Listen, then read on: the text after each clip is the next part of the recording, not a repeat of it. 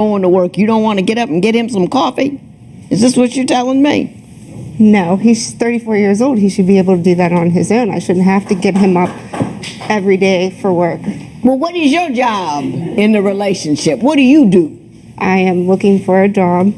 But in the meantime, in between time, could you give him some creature comforts? That's what I'm asking. Yes. Mr. Washington, is that what you're seeking, creature comforts? I'm not seeking creature comfort, Your Honor. I mean, if you're not working and you can't get up in the morning just to help me get my lunch and help me get the small things ready to alleviate a little bit of my stress throughout the day, then, I mean, whenever you're not working, why would I help you? It's common. If we're in a relationship, we should be helping each other. It shouldn't be my responsibility to be the sole breadwinner or my responsibility to be the sole person to do the laundry or do anything by myself. Right. I agree with him. If one person's working, the other person needs to help out the person who is working. Let me ask you this. Did the stress start in the relationship when she was unable to get to her job? Is that when everything went south? I mean, it's not just that. When it went south when you're not going to continue to do the little things that you promised to do. Such as whenever we kept one of the kittens. Throughout, I had a male kitten, she wanted a female kitten, we wanted to have a litter. We both agreed if we keep the runt kitten, she would clean the litter. And we kept it, and the litter goes unclean. If you agree to something to do it, follow through with doing it. You guys are struggling paying rent. What you doing having a cat? 3 cats, Your Honor. What you doing with 3 cats? They're going to be going to a shelter if we don't have a home to live. Why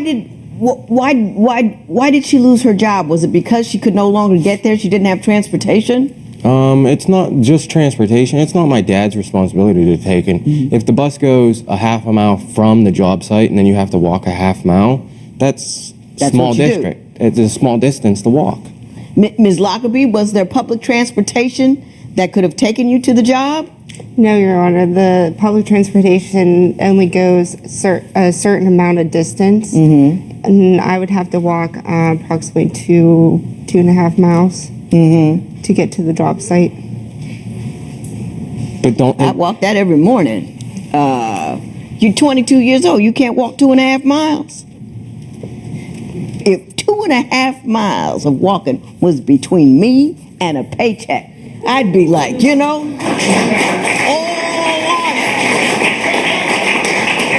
be walking, hey, I'm going to work.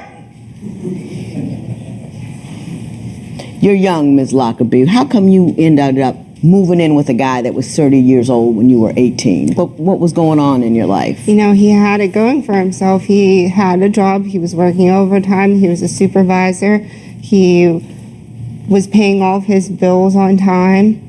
So was it solely an economic situation? No, I was in school at the time. I could get on my feet, go back to school, make more money in life. And so had you been struggling beforehand? No. You were doing fine? I was doing fine. I'm trying to make you look sympathetic here, and you're making it hard for me, Mrs. Lockerbie. You're telling me you moved in with him because it was financially feasible or worth your while?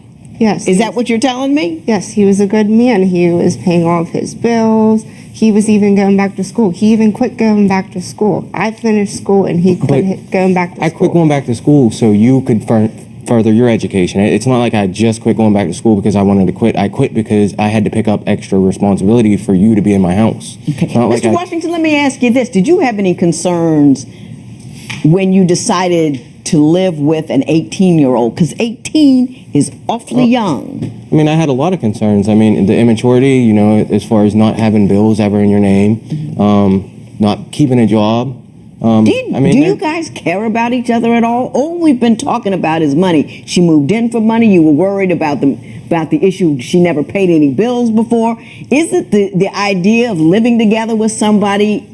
In part, it's a business thing. You have to deal with your finances. But because you cared about one another, was that ever an issue? I mean, I love her to death. I still love her. I took a roofing job that's below with what I usually make, just so that way I can try to alleviate some of the stress from her life. I mean, I don't want to break up with her, but if I have to pay all the bills myself and rely on everything myself, it's not just bills. Love isn't going to pay a bill. Love isn't going to keep me off of a street. Ms. Lockerbie, do you understand his concerns? Do you realize that you guys are behind on your bills and stuff? Yes, I realize we are behind on our bills, and he's 34 years old. He should be that responsible person that he once was and go to work So I should every day. pay all the bills again once by myself? I got it.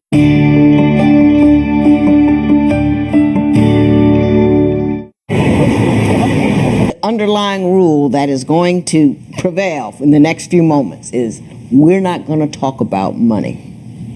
You understand that? I don't want to hear about a bill. I don't want to hear about a job. I don't want to hear about payments, okay? You say that Ms. Lockerbie is inconsiderate. Why don't you tell me what you mean by that? She's so very inconsiderate and selfish. I get off of work, she picks me up, and it's hot out in Pittsburgh. It's like 90 degrees. So I get in the truck. She doesn't even tell me where we're going. So I assume we're going home. You know, I close my eyes, I wake up, we're in a parking lot. And she's like, I'll be right back. It's a doctor's office. She goes in, 15 minutes go by, I text her. She's like, oh, it'll be not too much longer. 45 minutes goes by. I'm like, I'll just start cleaning the truck, and I fall asleep. 3 hours later, she comes back out talking about she got the job offer. She can't wait to start Monday. Like, I don't know whether to be like, you're inconsiderate and congratulations, I just sat in the car for 3 hours, or just walk away from her. But she's inconsiderate.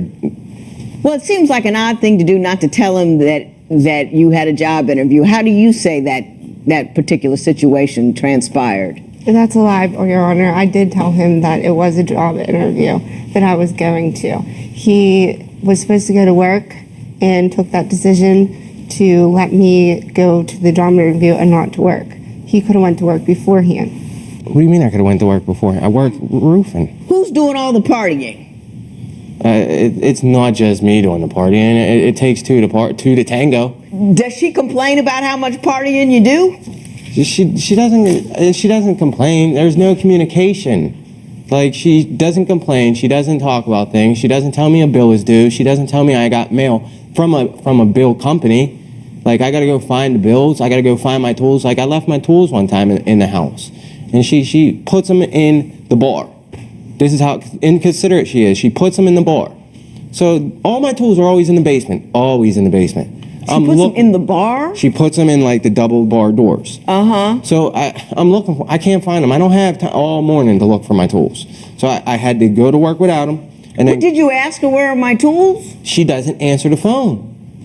That's what we have cell phones for. I thought you were in the same house. She wasn't home when I'm going to work. Oh, she had put them somewhere, she had, and she wouldn't answer the phone. Are you less than responsible when it comes to, making sure that the household runs and everybody gets where they need to be and has what they need to have? Yes, Your Honor. I used to make his lunch for him the day before. He'll wait till the next day. He's very rude and inconsiderate. He doesn't care. He'll go and take my vehicle, for instance. He'll take my vehicle, and he doesn't even have a license. You driving without? Well, don't answer that. Don't answer that one at all. You say he's too bossy. Explain that to me. He'll ask me to do the cat litter, and I'll say, okay, I'll do the cat litter. Next thing you know, he's downstairs doing the cat litter when I said I'll be down to do it. Because I asked you to do it, and you agreed to do it. But it has to be done that 1 second that he wants it done. Yeah. Well, what is it you're doing all day long? What's going on with you? What's happening at your house? This was whenever I was working. So I'd come home for work. He asked me to do a cat litter. Next thing you know, he's down there doing the cat litter when I need to do it. Okay. Mr. Washington, I'm going to ask you this. Ms. Lockerbie seems to be... I've got a kid at home in his early 20s. And I used to describe him as like a piece of paper blown in the wind in an empty parking lot, because it gives us like, hey, what's happening? It's all right. Well, I didn't eat. I don't know. Kind of like that, because he was like that. she kind of appears to be like that. And I'm comparing you to my son because I love my son very much. I think he's wonderful. I think he's very, very bright. But he's just kind of blowing in the wind. Was she always just blowing in the wind, or did something change once you two moved in together? It's once I asked her to start pitching in, once we gave up an apartment that I was mainly maintaining by myself before and during our relationship. So I had all the responsibilities on me. Once we moved out of that and we get a bigger place, we will move from... Why did you get a bigger place? How about that? She was working at the time, and she was making good money. And we could have afforded a nicer place. 2 incomes, 1 place.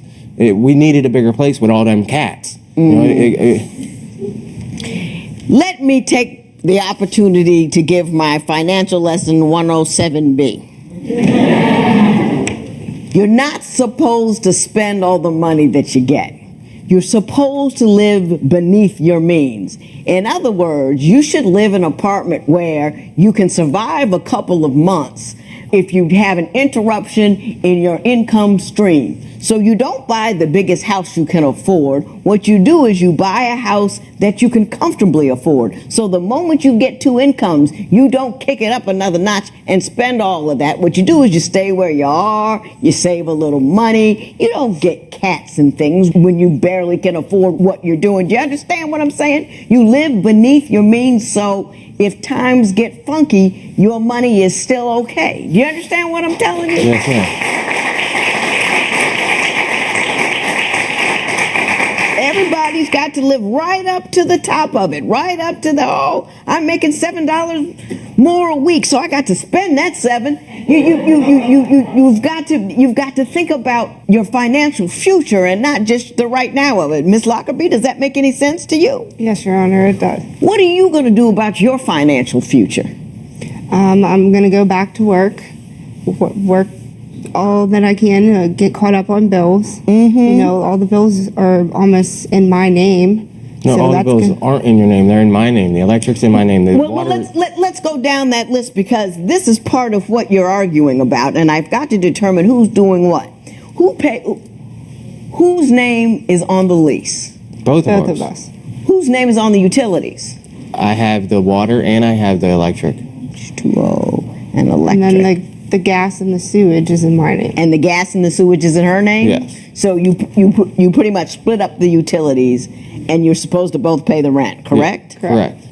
Why do you believe you got 3 months behind? Is it simply because she lost her job? I lost my job, and we ended up moving because I lost my job. Now, we both lost our jobs. I'm not pointing the finger at her. I'm not pointing the finger. We both need to learn responsibility, but she can't just quit a job because she doesn't like it. Just because you don't like a job doesn't make you. Is that why you quit your job? Because you didn't like it? No, Your Honor. Why'd you quit your job? Quit my job because I couldn't get to my job. Because you didn't want to walk the 2 miles? Yes. Oh.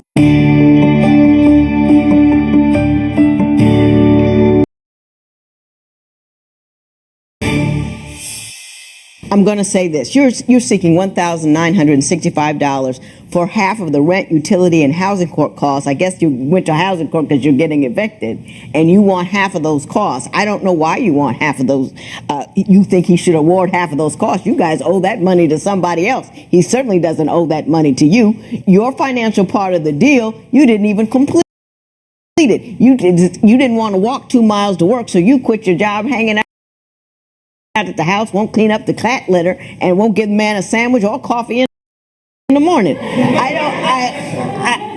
You've got to be grown, and you have to, and you can't move in with a man because he seems financially established. You've got to really love somebody to live with them, because it's hard. It's hard even when you do love somebody, and you can love each other through the lean times, but you guys came in here and talked about nothing other than the cash. That's all you talked about because that's all you had. Mr. Washington, I put a lot of the blame on you because you were grown. She was 18. You know, I've had boys that are 18. Them and all their friends were all ridiculous people. They were silly. They didn't make good decisions. And that's okay because they were living with their mommies and daddies and we were trying to get them up and get them going somewhere. I don't know why you would rely on an 18-year-old to hold up a whole end of a meaningful relationship because she's just 18. She's just out of high school. You know what people do in high school, don't you? Yeah. It's Sillyville. And you pluck somebody out of Sillyville, put them in your house and expected them, you know, to be a grown woman. Ms. Lockerbie, you've got to make sure you run your life so your life doesn't run over you. You've got to make decisions that have your future in mind and that are not, and you have to be willing to jump a couple of obstacles because a 2-mile walk is going to be the least of your problems if you don't get it together. Do you understand what I'm saying to you? There are people out there fighting tooth and nail to get a job, and you're going to have to fight tooth and nail too, and you're going to have to work hard. It's going to be inconvenient. It's going to be not fun. It's going to be hard to get to. Something's going to be wrong with the job because if something is wrong with it, they're not going to pay you. That's why you get paid for a job, because it's inconvenient. It's work.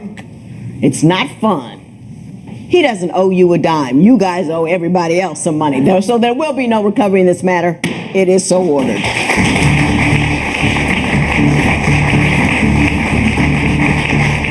Courtney and James did what I see a lot of people do, and that's make big decisions for small reasons. She decided to move in with a man because he was financially stable, and he plucked the 18-year-old out of high school and thought she could hold up her end.